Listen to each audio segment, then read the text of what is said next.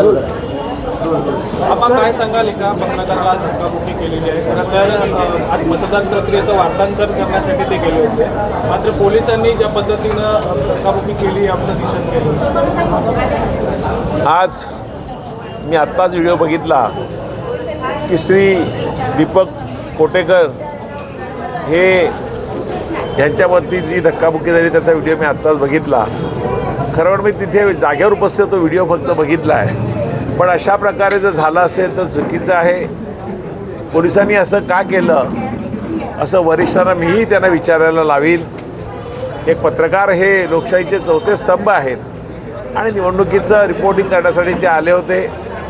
अशा प्रकारे त्याच्यावर का वागण्यात आलं ह्याची मी चौकशी करण्याची निश्चितपणे पोलीस प्रशासनाला पत्र देईन आणि याची चौकशी झालीच पाहिजे.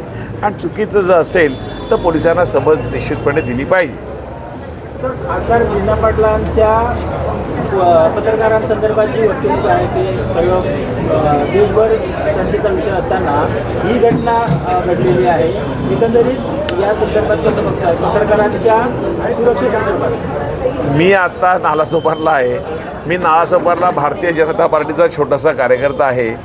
महाराष्ट्रात कुठे काय घडतं त्याच्या पडसाद देशात काय उमटतात ह्याचं मी तरी हे काय मूल्यांकन करू शकत नाही. वरिष्ठ आमचे नेते आहेत ते सगळे या संदर्भात बोलतील. पण मी एवढंच सांगेन की कोटेकरावरती ज्या प्रकारे जो त्यांना ढकलण्यात आलं त्याची मी चौकशी निश्चितपणे करण्याची मागणी DCP यांच्याकडे निश्चितपणे करेन.